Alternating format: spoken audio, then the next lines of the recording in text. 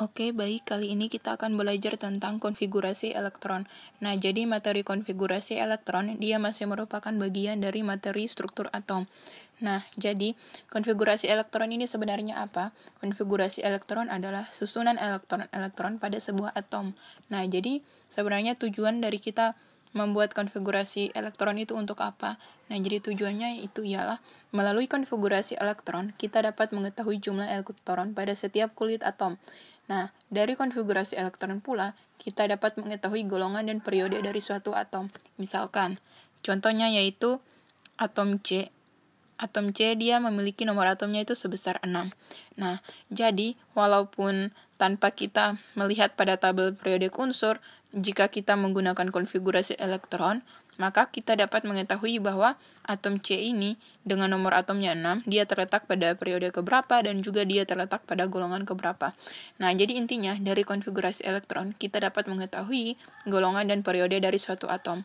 Nah, untuk melakukan konfigurasi elektron suatu atom, kita mengetahui jumlah elektron suatu atom yang ditunjukkan melalui nomor atom. Nah, jadi konsepnya, jika kita mau membuat konfigurasi elektron dari suatu atom, berarti otomatis kita harus mengetahui nomor atomnya, gitu.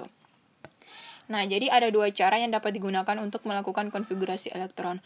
Cara pertama ialah konfigurasi elektron menggunakan kulit atau yang biasanya disebut dengan model atom Bohr atau konfigurasi elektron Niels Bohr, dan yang kedua adalah cara konfigurasi elektron model mekanika kuantum atau yang biasanya dibilang menggunakan aturan Aufbau, larangan Pauli, dan juga aturan Hahn. Nah, pada konfigurasi elektron model Bohr memiliki kekurangan yang dilengkapi pada konfigurasi Aufbau. Nah, jadi memang pada konfigurasi elektron model Bohr, dia terlihat lebih sederhana daripada konfigurasi elektron model kuantum dikarenakan hanya berdasarkan jumlah kulit. Nah, ini kan dia kan terlihat simple dibandingkan dengan yang ini kan dia kan terlihat ribet. Nah, tetapi untuk konfigurasi elektron Niels Bohr ini, dia memiliki kelemahan yang dimana konfigurasi elektron Bohr, dia hanya dapat menjelaskan untuk nomor atom. Jadi dia itu hanya dapat menjelaskan konfigurasi elektron dari nomor atom 1 sampai dengan 36 aja gitu. Nah, jadi untuk metode atau menggunakan konfigurasi Niels Bohr, dia hanya mampu untuk menjelaskan konfigurasi elektron dengan nomor atom yang hanya berjumlah dari nomor atom 1 sampai 36. Jika lebih dari 36, maka dia tidak dapat menjelaskannya gitu. Nah, berarti yang pertama, jadi untuk yang kita ketahui untuk Niels Bohr, seperti yang kita ketahui bahwa model atom yang dijelaskan Niels Bohr mengatakan atom terdiri atas inti atom yang bermuatan positif dan dikelilingi oleh elektron-elektron pada lintasan tertentu. Nah, jadi lintasan yang dilalui elektron ini disebut sebagai kulit elektron.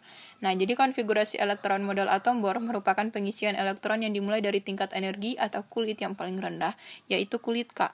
Jadi, lingkaran yang pertama ini, dia menunjukkan bahwa dia merupakan lintasan elektron yang pertama atau tingkat energi atau kulit yang paling rendah, yaitu kulit K. Nah, jadi kulit K atau kulit pertama ini, jadi kulit pertama dilambangkan dengan N-nya yaitu 1. Gitu. Jadi subkulit pertama dia memiliki jumlah maksimal elektron pada subkulit pertama yaitu 2 elektron. Sedangkan untuk subkulit kedua dia memiliki jumlah maksimal elektron yaitu sebesar 8 elektron. 2, 4, 6, 8. Sedangkan untuk subkulit ketiga dia memiliki jumlah maksimal elektron sebanyak 18 elektron. Nah, jadi untuk penjumlahan maksimal elektron pada subkulit pertama yakni K, L, M, N, dan seterusnya, itu berdasarkan 2, 8, 18, dan seterusnya itu berdasarkan pada rumus 2 dikali N dipangkatkan 2 gitu. Nah, 2 dikali N dipangkatkan 2 ini, N yang dimaksud di sini ialah yang ini.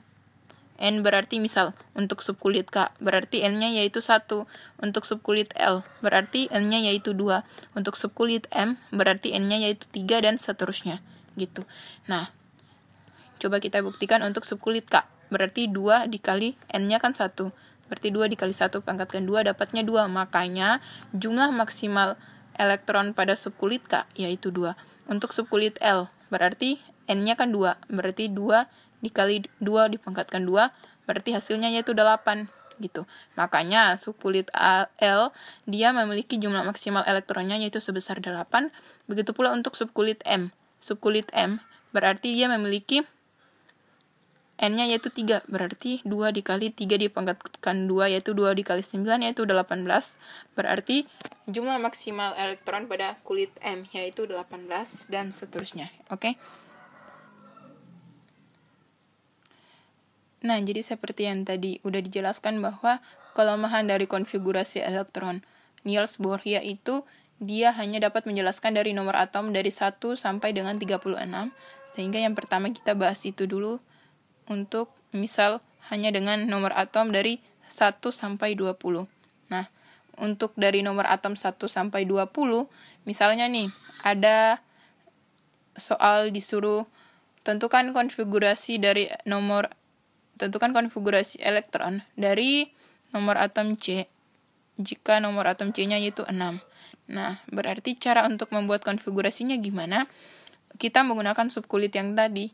Berarti, kan yang tadi kan subkulit yang tadi kan dimulai dari K, L, M, N, dan seterusnya kan.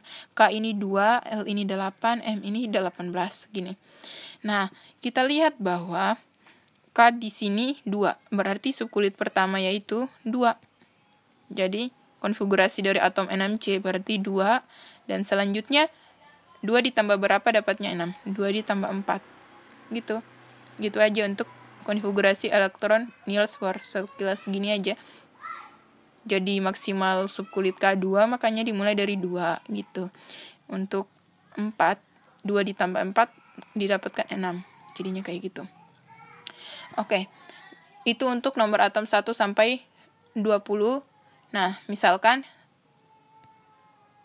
contoh berikutnya lagi yaitu untuk nomor atom K dengan misal nomor atom K yaitu nomornya 19K. Berarti konfigurasinya yaitu 2, 8, 8, 1. Gitu. Nah, pertanyaannya mengapa 2, 8, 8, 1? Nah, dikarenakan kita lihat subkulit pertama 2. Setelah itu, subkulit kedua di sini, dia hanya maksimalnya 8. Jadi tidak boleh, misal, tidak boleh 2 di sini. Oh, berarti 2 ditambah 17 kan dapatnya 19. Berarti langsung aja tulis 17 gitu. Itu salah. Tetapi harusnya tulis 8 karena, mengapa harus tulis 8? Dikarenakan L di sini, subkulit L, dia maksimal elektronnya yaitu 8, gitu. Jadi harusnya tulis 8. Karena hanya maksimalnya 8, bukan langsung tulis 2, 17 gitu. Enggak. Ini kan subkulit K, ini kan subkulit L. Subkulit L di sini kan 17. Nah, sedangkan salah, tidak sesuai dengan aturan yang dimana aturan di sini bilang bahwa subkulit L harusnya yaitu 8 gitu. Jadi 2, 8. Nah, setelah itu kita 2 ditambah 8, 10. Berarti sisa 9 elektron lagi biar dapat 19. Nah, berarti 8, 1. Nah, mengapa 8 lagi? Karena di sini jumlah elektron pada subkulit M yaitu 18. Dan kita tidak mungkin langsung menulis 9 gitu. Nah, mengapa kita tidak dapat langsung menulis 9? Dikarenakan golongan pada tabel periodik unsur itu tidak ada 9 gitu kan. Berarti kita harus menguraikannya dengan menulis 8 dulu baru dia 1 gitu. Jadi ceritanya seperti gitu. Jadi 2, 8, 8, 1. Nah, berarti pada konfigurasi elektron ini berarti kita dapat mengetahui bahwa jumlah atom K atau jumlah subkulit K ini dia menunjukkan bahwa atom K ini dia terletak pada golongan 1A. Golongan 1A dan dia terletak pada periode keempat. Nah, jadi untuk konfigurasi elektron Niels Bohr, berarti di sini kan dia kan melalui 4 kulit, di mana yang pertama subkulit K, yang ini subkulit L, kulit M, kulit N. Nah, jadi KLMN berarti kan terdapat 4 kulit. Nah, jadi jumlah 4 kulit itu dia menunjukkan bahwa dia terdapat 4 periode. Dia terletak pada 4 periode atau dia terletak pada periode keempat. Dan untuk satu ini menunjukkan bahwa itu adalah golongannya gitu. Jadi yang ini berarti dia merupakan golongan 1A gitu untuk konfigurasi elektron Niels Bohr. Jadi kesimpulan dari konfigurasi Niels Bohr yaitu jumlah kulit itu menentukan periode, sedangkan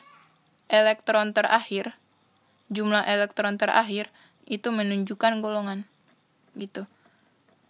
Jadi jumlah kulitnya berarti menunjukkan bahwa letak periode, sedangkan untuk jumlah elektron terakhir berarti itu menunjukkan golongannya kayak gini. Nah, berarti untuk contoh konfigurasi elektron atom C yang tadi, berarti dapat dibilang bahwa jumlah kulitnya K, L, berarti jumlah kulitnya kan 2, berarti atom C dia terletak pada periode kedua dan dia terletak pada golongan keempat dikarenakan elektron terakhir di sini itu ialah 4 kayak gitu. Nah, itu untuk menggunakan konfigurasi elektron untuk Niels Bohr. Nah, selanjutnya yaitu konfigurasi elektron model mekanika kuantum. Nah, jadi menurut model atom mekanika kuantum, elektron-elektron dalam atom bergerak mengelilingi inti pada tingkat-tingkat energi tertentu atau kulit atom. Nah, jadi menurut mekanika kuantum, berarti elektron itu dia mengelilingi inti pada tingkat-tingkat energi tertentu gitu. Nah, jadi pada setiap kulit atom terdiri atas subkulit yang merupakan kumpulan orbital atau tempat kemungkinan adanya elektron. Jadi subkulit di sini yang dimaksud ialah subkulit S, subkulit P, D, dan F gitu. Nah, jadi dalam konfigurasi elektron, model mekanika kuantum dikenal 4 bilangan kuantum. Nah, jadi bilangan kuantum tersebut yang menjelaskan letak elektron-elektron suatu atom. Keempat bilangan kuantum tersebut itu ialah bilangan kuantum utama. Jadi keempat bilangan kuantum yang dimaksud yaitu bilangan kuantum utama atau N. Setelah itu bilangan kuantum azimut atau L, dan juga bilangan kuantum magnetik atau M, dan bilangan kuantum spin. Nah, jadi ini bilangan kuantum utama. L ya ini azimut. Dan untuk M ya ini magnetik. Sedangkan untuk S yaitu spin. Nah, sebenarnya apa pengertian dari masing-masing bilangan kuantum ini? Nah, jadi untuk bilangan kuantum utama atau N, dia menyatakan tingkat energi utama dengan nilai N, yaitu berarti nilai. Jadi intinya bilangan kuantum utama dia menyatakan tingkat energi utama dengan nilai N, yaitu dimulai dari N sama dengan 1, 2, sampai 7. Nih, mengapanya sampai 7? Ya nih. Gitu, 1 sampai 7. Nah, setelah itu jadi konfigurasi elektron Aufbau yang mekanika kuantum dia sama halnya dengan konfigurasi Niels Bohr, di mana N sama dengan 1 di sini berarti subkulit K. Untuk N sama dengan 2 berarti dia terletak pada subkulit L gitu. Nah, sedangkan untuk bilangan kuantum azimut, nah, jadi bilangan kuantum azimut di sini, dia menyatakan bentuk orbital 4 elektron berada pada subkulit. Nah, jadi nilai bilangan kuantum azimut dimulai dari 0, 1, 2, 3, dan seterusnya gitu. Misalkan, nilai L-nya yaitu jadi bilangan kuantum, untuk bilangan kuantum azimut di sini, sebentar dihapus dulu. Nah, jadi bilangan kuantum azimut yang dimaksudkan dengan bilangan kuantum azimut di sini yaitu dia menyatakan bentuk orbital. Nah, jadi bentuk orbital kan hanya terdapat bentuk orbital untuk subkulit S, P, D, dan F. Nah, jadi nilai L untuk subkulit S berarti nilainya yaitu 0. Sedangkan bilangan kuantum L untuk subkulit P berarti 1, untuk D yaitu 2, dan F yaitu 3. Nah, jadi bilangan kuantum utama azimut dia itu menyatakan subkulit elektronnya gitu, subkulit ini. Jadi S itu 0, P itu 1, D itu 2, F itu 3. Nah, sedangkan untuk bilangan kuantum magnetik, dia menyatakan letak elektron pada suatu orbital. Nah, jadi nilai kuantum M ini ialah -1, 0, dan +1. Nah, misalkan nih, untuk bilangan kuantum dari S. Nah, kita tahu bahwa S ini kan dia hanya terdapat satu kotak, sedangkan P yaitu dia terdapat 3 kotak, sedangkan untuk D ada 5 kotak,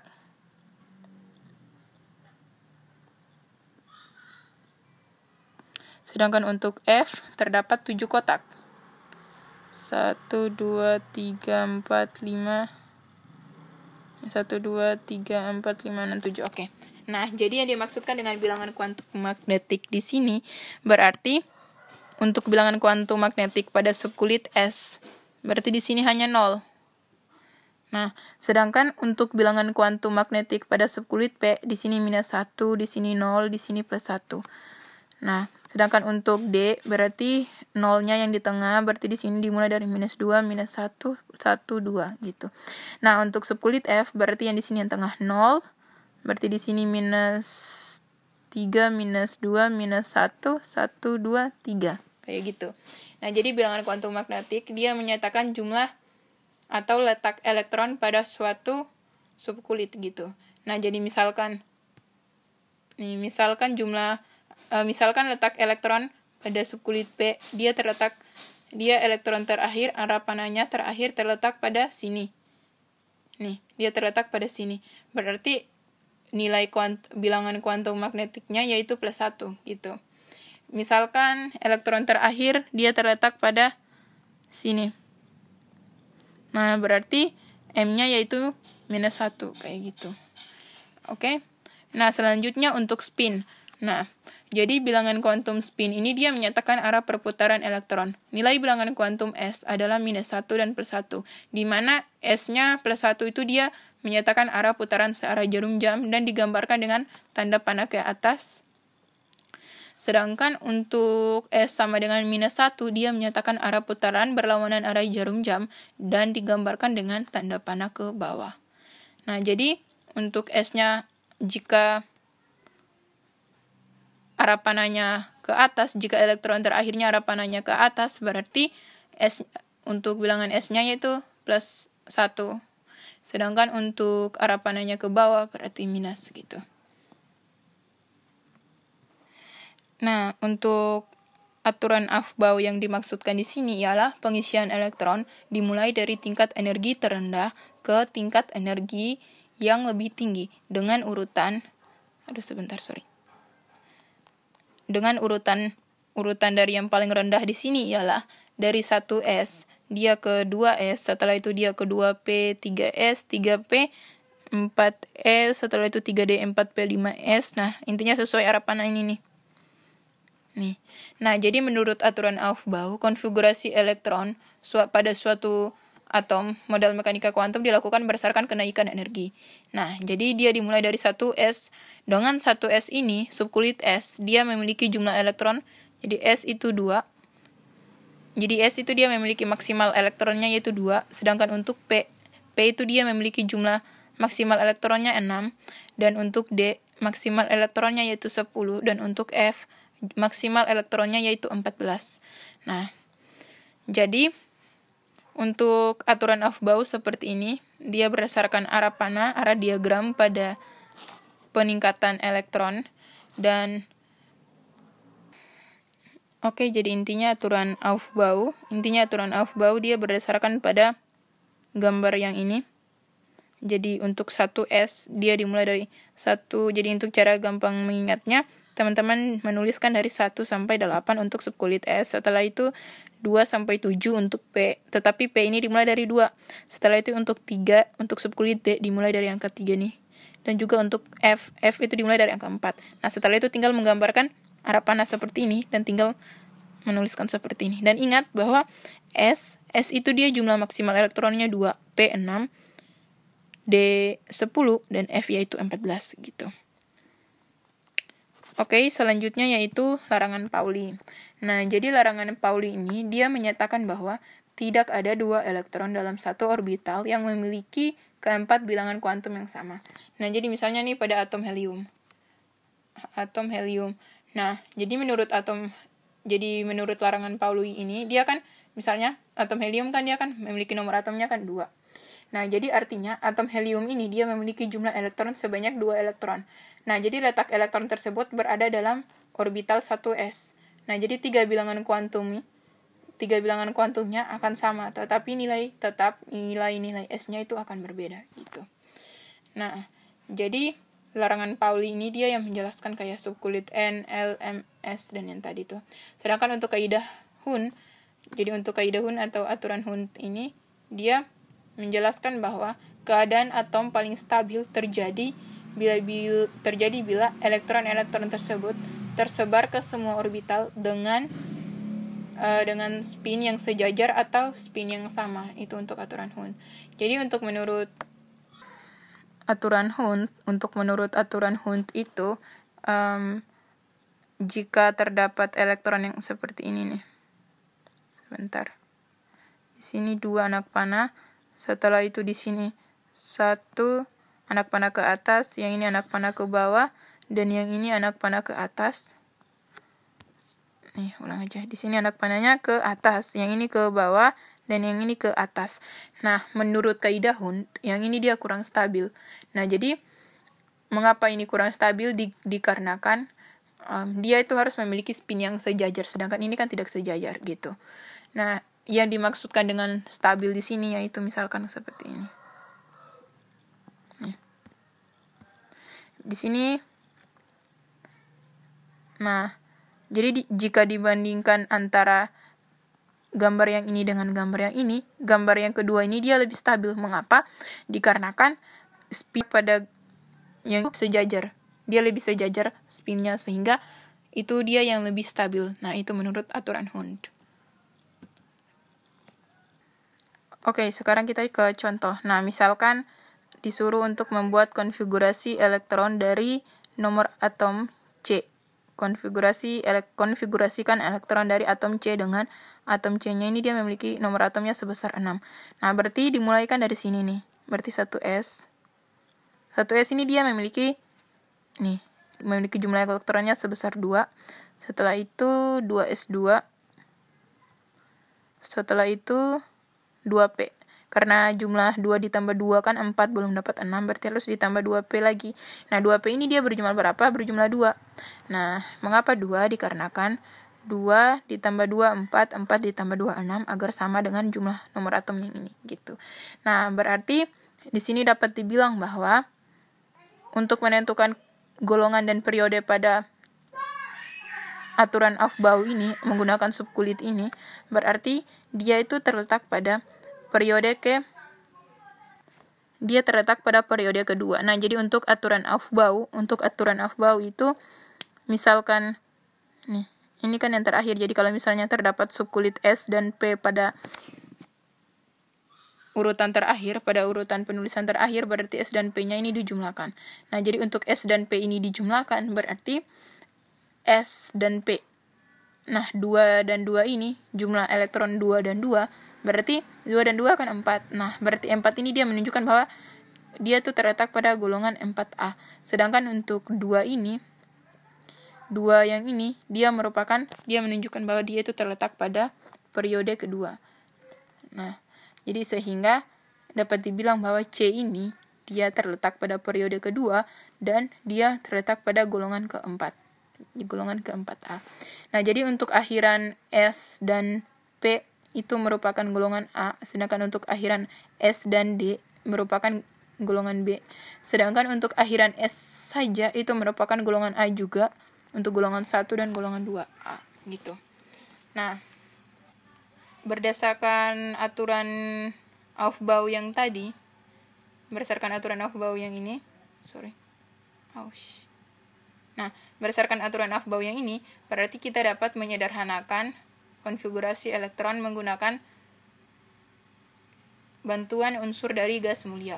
Nah, seperti misalkan nih, kita tahu bahwa atom helium dia memiliki nomor atomnya 2, dan neon 10, Ar 18, dan seterusnya. Nah, jadi misalkan yang tadi kan atom C yang tadi kan nomor atomnya 6. Berarti kan yang tadi 1s2, 2s2, 2p2. Nah, jadi jika kita menggunakan bantuan unsur gas mulia, berarti kita dapat menyimpulkan. Kita menggunakan He aja. Setelah itu 2s2, 2p2, gitu kayak gitu. Nah, jadi kesimpulannya untuk bantuan unsur gas mulia ini berarti dia itu menyimpulkan dari konfigurasi elektron of Boole yang tadi. Jadi 1s2 ini kan dia kan berarti menunjukkan bahwa nomor atomnya kan 2. Berarti helium kan nomor atomnya 2. Berarti menggunakan helium, setelah itu kan sisa 2s2 dan 2p2. Berarti langsung tulis aja He, 2s2 dan 2p2 kayak gitu. Oke, cukup sekian untuk penjelasan tentang konfigurasi elektron. Terima kasih.